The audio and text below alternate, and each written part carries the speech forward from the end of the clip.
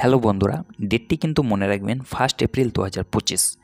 ভারত সরকার প্রত্যেক senior citizen ব্যক্তিদের কথা মাথায় রেখে তাদেরকে বিভিন্ন রকমের সুযোগ সুবিধা প্রদান করার জন্য বিভিন্ন রকমের সুযোগ সুবিধা ঘোষণা করেছেন, যেটা চালু করা হবে 1 এপ্রিল 2025 থেকে, যেখানে প্রত্যেক সিনিয়র সিটিজেন ব্যক্তিরা কিন্তু ট্যাক্স বাঁচাতে পারবেন এবং অনেক ক্ষেত্রে উপলব্ধ হতে পারবেন। তো কী গুরুত্বপূর্ণ আপডেট রয়েছে, সেই আপডেটগুলি এই ভিডিওতে বিস্তারিতভাবে আলোচনা করব। তো আপনাদের রিকোয়েস্ট করব ভিডিওটি স্কিপ না করে প্রথম থেকে শেষ অবধি মনোযোগ সহকারে দেখা আর এই চ্যানেলটিকে সাবস্ক্রাইব করে পাশে থাকা। তো বন্ধুরা চলুন দেখে নেই।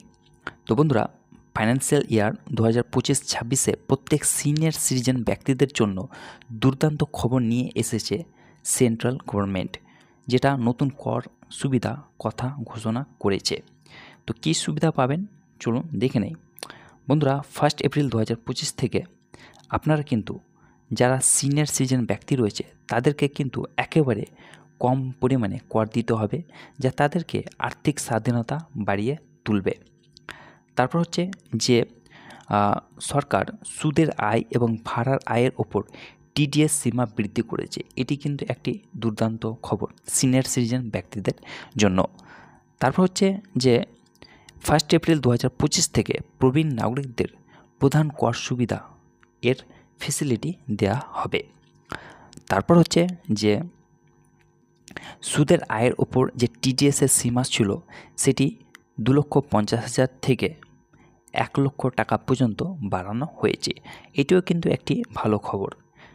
তারপর হচ্ছে যে ভাড়া আয়ের ওপর টিডিএস সীমা 2,40,000 থেকে 60 লক্ষ প্রতি বছর পর্যন্ত বাড়ানো হয়েছে।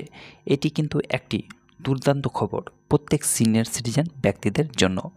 তারপর হচ্ছে যে আপনারা যদি এনএসএস অর্থাৎ ন্যাশনাল সেভিং স্কিম থেকে কোনো রকমের টাকা উত্তোলন বা তোলা করেন, তাহলে সেখানে কোনো রকমের আর ট্যাক্স আপনাদেরকে পে করতে হবে না। তারপর হচ্ছে যে ব্যাংক এফডি, পোস্ট অফিস এবং কোঅপারেটিভ ব্যাংকের জমানো টাকার ওপর উচ্চতর সুদের সুবিধা কিন্তু আপনাদেরকে দেয়া হবে।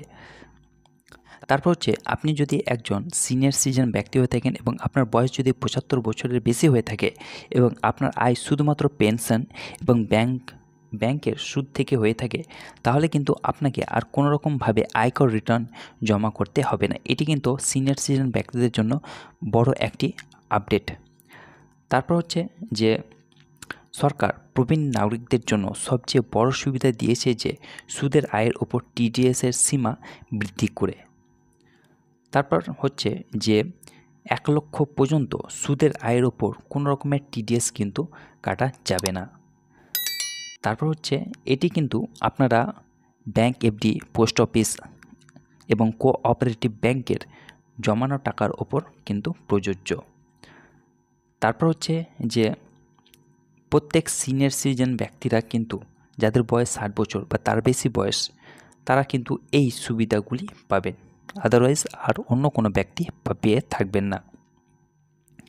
তারপর হচ্ছে ভাড়া আয়ের ওপর টিডিএস সীমা কিন্তু বৃদ্ধি করা হয়েছে। তারপর ভাড়া আয়কারী প্রবীণ নাগরিকরা নতুন টিডিএস নিয়ম থেকে বিশাল সুবিধা পাবেন। তারপর হচ্ছে এখন ভাড়া আয়ের ওপর টিডিএস সীমা 2,40,000 থেকে 60 লক্ষ প্রতি বছর পর্যন্ত বাড়ানো হয়েছে। এটাও কিন্তু একটি দুর্দান্ত খবর। তো বন্ধুরা, ডেটটি কিন্তু মনে রাখবেন 1 এপ্রিল 2025। আশা করি ভিডিওটি আপনাদের ভালো লেগেছে। ভিডিওটি ভালো লেগে থাকলে অবশ্যই লাইক করবেন, চ্যানেলটিকে নতুন হলে সাবস্ক্রাইব করবেন। ভালো থাকুন, সুস্থ থাকুন, ধন্যবাদ।